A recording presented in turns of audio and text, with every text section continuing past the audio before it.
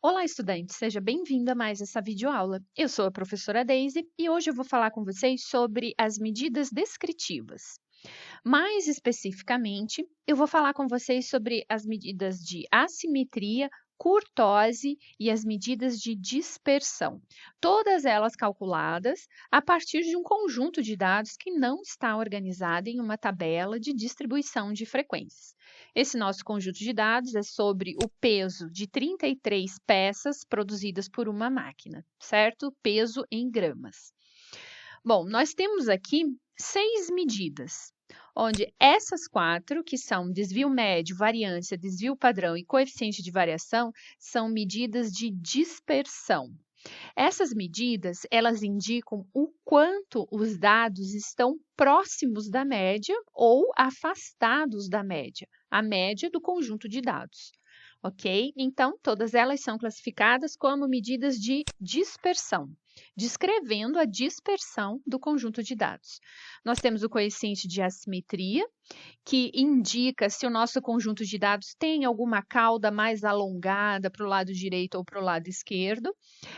Figuras com essa cauda vocês podem olhar na nota de aula. E também nós temos o coeficiente de curtose. Esse coeficiente ele indica se a curva é mais achatada ou se ela é mais alta, mais alongada que a distribuição normal. Bom, vamos lá. Começando com o coeficiente de assimetria. A função que calcula esse coeficiente chama distorção. Distorção, certo? Então, encontramos a função, a gente deu um Enter, entrou na função, seleciona o conjunto de dados e dá um Enter. Então, a assimetria deu 1,61. É uma assimetria positiva, então indica que nós temos uma cauda mais alongada para o lado positivo do eixo X, digamos assim, para o lado direito. Ou seja, se eu tenho uma cauda mais alongada para o lado direito, para o lado dos números positivos, indica que eu tenho uma menor frequência de valores maiores e, consequentemente, uma maior frequência de valores menores.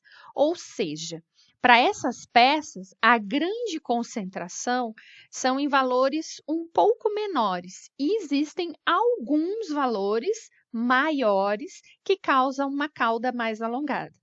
Lembrando que um histograma com um lado mais alongado significa que a barrinha está mais baixa, a frequência é mais baixa. E quando eu tenho uma grande concentração, a frequência, a barrinha do histograma é mais alta, ok? Bom, vamos lá. Curtose. A função que calcula a curtose é CURT. Então, seleciono a função, seleciono os dados, 3,83. A curtose também é positiva. Quando a curtose é positiva, significa que a curva da distribuição, que o histograma da distribuição é mais alto do que a curva de uma distribuição normal. Se a curtose fosse negativa, a gente diria que ela é mais achatada que a distribuição normal. Então, como ela é positiva, ela é mais alta, a gente diz que a distribuição é leptocúrtica, certo? Se ela fosse achatada, um coeficiente de curtose negativo, ela seria platicúrtica, mais baixa que a distribuição normal. Agora passamos para as medidas de dispersão. Desvio médio absoluto. Nós sabemos que o desvio médio absoluto calcula os desvios de cada uma dessas observações em relação ao seu valor central. Até vou calcular aqui novamente a média para a gente poder explicar melhor. Média. Aqui, ok. Nossa média, 6,7. Organizamos aqui, ok. Então, o que é um desvio médio absoluto? É o somatório dos desvios, das diferenças de cada uma dessas observações em relação à média.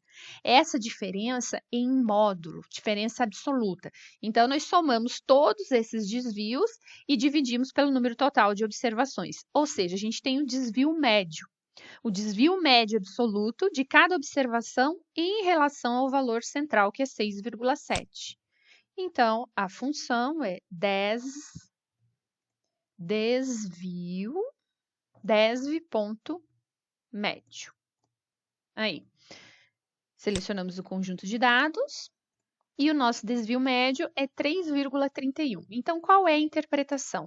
Que, em média, essas observações se distanciam de 6,7, em média se distanciam 3,31 gramas. É uma distância absoluta, porque eu calculei ela em módulo. Agora, a variância.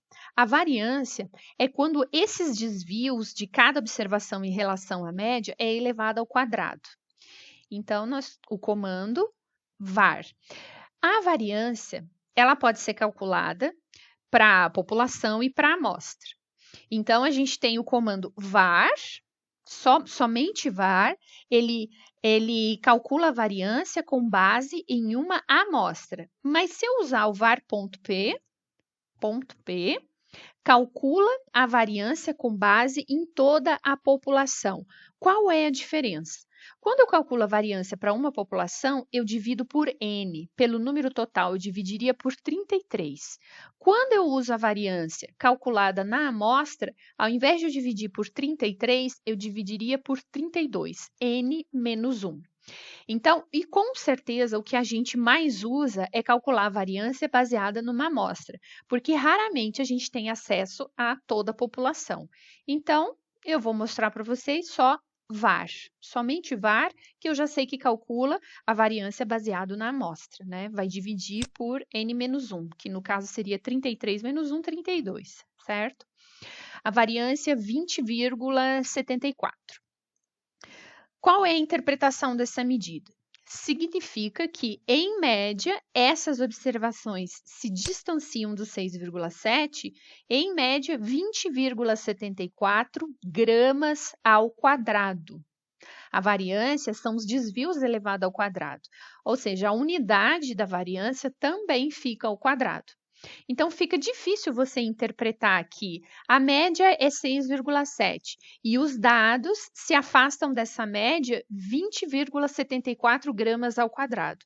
Fica difícil de compreender.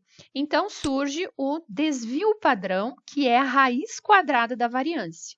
Mas nós temos a função desvpad, aí selecionamos o conjunto de dados, 4,55. Agora fica mais fácil de entender. Olha, a média é 6,7, mas em média as observações se afastam desse valor 4,55 gramas. Ou seja, a distância média das observações em relação à média é 4,55. Ou seja, quanto maior o desvio padrão, variância e desvio médio, quanto maior esses valores, mais dispersos, mais distante da média as observações estão. Se eu tiver um desvio padrão muito próximo de zero, por exemplo, meu desvio padrão vai ser zero se todas as observações forem iguais. Então, se as observações tiverem pouquinha diferença entre uma e outra, o meu desvio padrão vai ser bem pequeno, certo? Qual que é a diferença, né? Qual é a vantagem usar desvio médio e desvio padrão?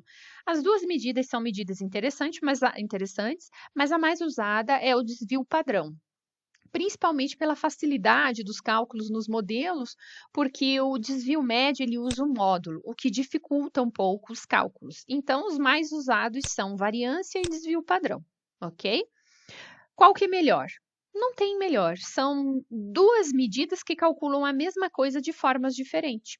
Seria, por exemplo, quando você mede a temperatura, você pode medir a temperatura em graus Celsius e graus Fahrenheit, por exemplo. São duas maneiras de medir a mesma coisa, só que de formas diferentes. Não tem melhor nem pior. Bom, e por último, a gente tem o coeficiente de variação. O coeficiente de variação é uma medida relativa. Ela mostra a relação que existe entre o desvio padrão e a sua média, ou seja, quanto que o desvio padrão representa da média. Olha, 0,68.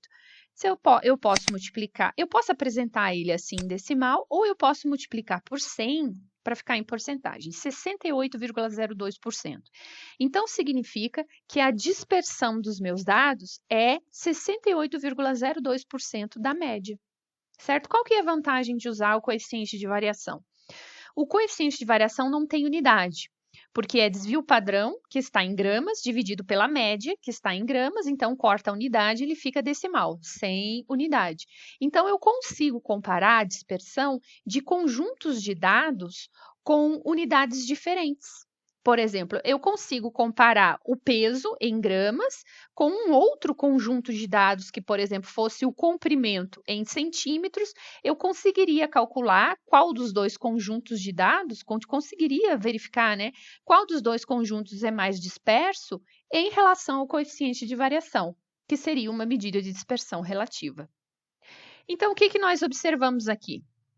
Esse conjunto de dados, ele é assimétrico positivo, é uma curva mais alta do que a normal e ele tem uma dispersão de 68% do valor da média. Ok?